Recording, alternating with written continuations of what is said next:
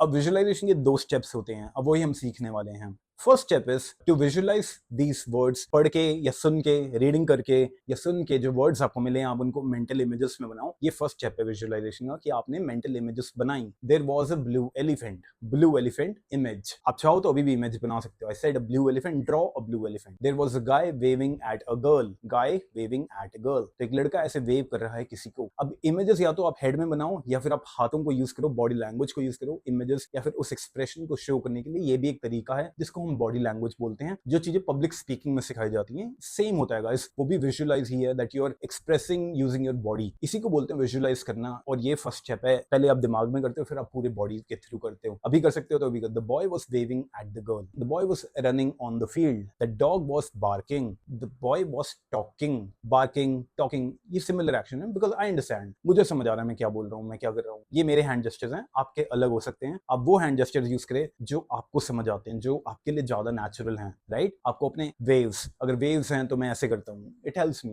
Hills, अगर hills पहाड़ों की बात हो रही तो मैं ऐसे हैंड जेस्चर्स कर रहा हूँ। माउंटेन्स की बात हो रही मैं ऐसे हैंड, थोड़ी और ऊंचे हैंड जेस्चर करता हूँ। Moon in the sky, there is a moon in the sky, there is a sun in the sky, it's very hot sun in the sky. So these are some ways that I try to process these images in my head, that I try to process these images in my head and using my hands as well. Okay, ये होता है first step visualisation का, कि आप कुछ भी read कर रहे हो, कुछ भी आप रीड कर रहे हो, कुछ भी आप लिसन कर रहे हो, ऑटोमेटिकली आपको इस चीज पे कन्वर्ट करना है कि आप उनको विजुअलाइज करना शुरू करो, मेंटल इमेजेस बनानी शुरू करो और उनको साथ साथ आप ऐसे देखना, ऐसे सोचना, ऐसे हैंड जेस्चर्स यूज करने शुरू करो। Waves, the boy was playing, the boy was running, these are the small things that will really help you in the long term. Second step visualisation का है, अब वर्ड्स तो आपने मेंटल इमेजेस में बनाया, हैंड जेस्चर्स में draw किया, समझा आपने। अब सेकंड स्टेप है इन मेंटल इमेजेस के थ्रू बोलना शुरू करना। विजुअलाइजेशन एक कंप्लीट प्रोसेस है, ये नहीं कि बस आपने इमेजेस बना दी और उन्हें वहीं छोड़ दिया। इमेजेस को यूज करके बोलना शुरू करना, this is the interesting process. Now when you will start speak in English, you will not have to translate anymore from Hindi to English. Rather than you will be translating these images into words. So first you will be translating these words into images. पहले आप words से images बनाओगे, फिर आप इन images से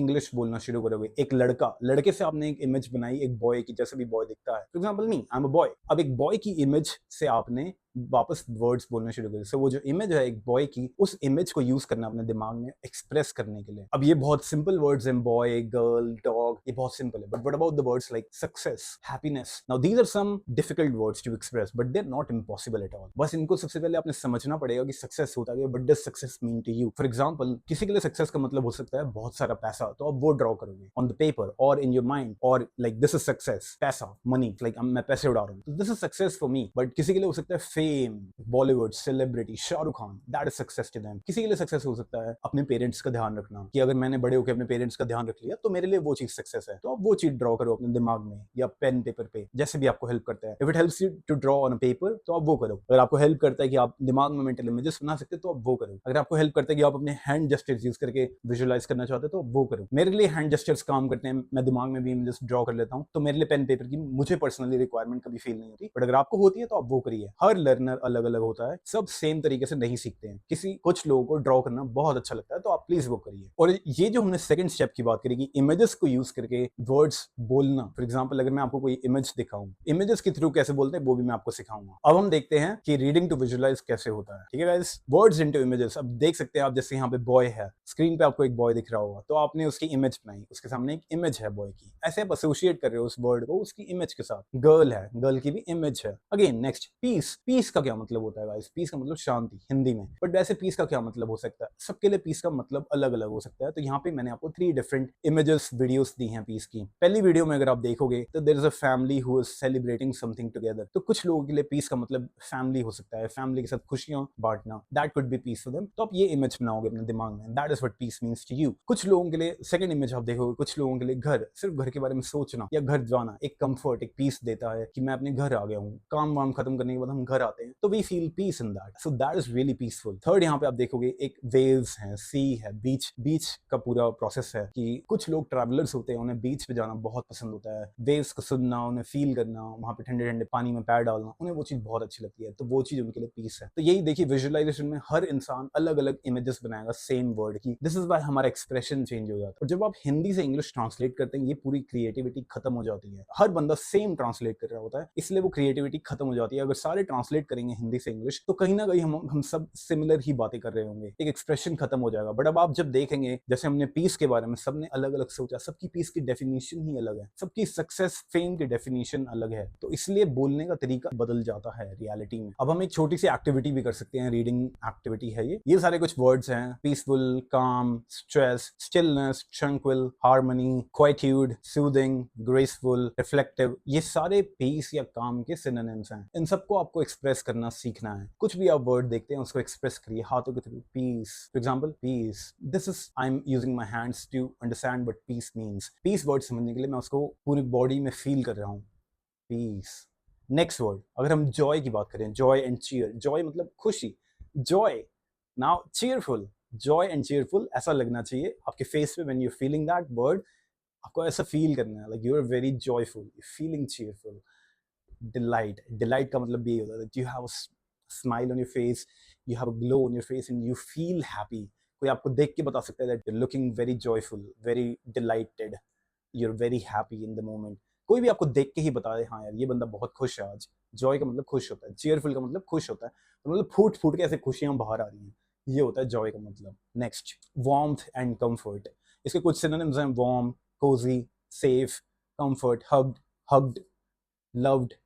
तो warmth and comfort मतलब कि आप बहुत किसी के साथ एक वार्मथ फील करने, गर्माहट होती है, जैसे जैसे लोग अपनी मम्मी के साथ एक वार्मथ फील करते हैं, मदर के साथ, राइट। पेट्स के साथ बोल सकते हो, एक हगिंग, अपने रिलेशनशिप में अपने पार्टनर्स के साथ you feel that warmth, you feel that caring nature, कि केयर करना, किसी की प्यार करना, प्यार में एक वार्मथ होती है, तो उस फीलिंग का मतलब है। वो फीलिंग आप कैसे एक्सप्रेस करना चाहते हैं करिए, राइट, अभी आप करके देखिए।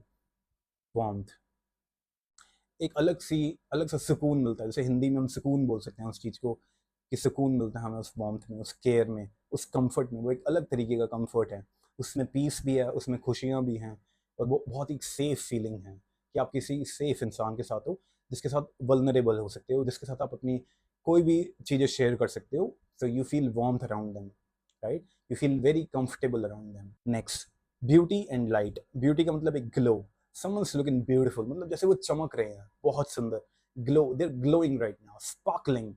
ये कुछ चीजें हैं जैसे हम क्या कर रहे हैं, अभी रीडिंग से विजुअलाइज कर रहे हैं, हम कुछ पढ़ रहे हैं और हम विजुअलाइज कर रहे हैं। ऐसे ही आपको सारे वर्ड्स को करना है, आगे जाके आप जितनी भी रीडिंग एक्टिविटीज देखेंगे, लिसनिंग एक्टिविटीज देखेंगे, आपको सेम प्रोसेस फॉलो करना है, और आपको यही करना है, आपको रीडिंग करके अंडरस्टैंडिंग करनी है। ये थी रीडिंग एक्टिविटी 1, और भी रीडिंग एक्टिविटी 2 भी है, बहुत सारी चीजें, बट आपको अभी तक समझ आ गया होगा कि क्या करना है, विजुअलाइज कैसे करते हैं। रीडिंग एक्टिविटी 2 भी देख लेते हैं, मैं बहुत ज्यादा डिटेल में नहीं लेके जाऊंगा, but I will show you little bit how it works. So first reading activity है बेसिकली एक सेंटेंस होगा, अभी हमने वर्ड्स करने सीखे, अब हम सेंटेंस को विजुअलाइज अंडरस्टैंड करना सीखेंगे। The sun slowly dipped below the calm blue horizon, पहले मैंने पढ़ लिया, अब हम इसको प्रॉपरली अंडरस्टैंड करेंगे। So the sun dipped below the calm blue horizon. So there is a calm blue horizon and the sun is dipping below the horizon.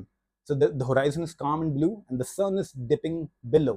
So this is the horizon and the sun is dipping below the horizon. This is how you visualize. The sun is dipping below the calm blue horizon. Horizon होता मतलब wherever you can see, whatever you can see when you go to the sea or the sunset, वहाँ पे एक जो भी आपको final एक line दिखती है, जो भी एंड की लाइन होती है उसे होराइजन कहते हैं। तो वहाँ पे एंड होता है, तो लाइक ऐसे एक लाइन दिखती होगी आपको जहाँ पे भी एंड हो रहा है। अर्थ का एंड बोल सकते हो, आपकी आंखें जहाँ तक जा रही है, मैक्सिमम बिल्डिंग्स हैं, कुछ भी, वो एक होराइजन होता है, उसके बाद सिर्फ आसमान होता है। आसमान और धरती के बीच का जो एंडिंग होती है, जहाँ वो मीट करते हैं, उसे होराइजन बोलते हैं। So sun is dipping below the horizon, ऐसा फील होता है। मैं क्या कर रहा हूँ, मैं ऐसे विजुअलाइज कर रहा हूँ अपने हैंड्स यूज करके, इसी को कहते हैं विजुअलाइज करना। Second, a gentle breeze brushed against the tall green grass.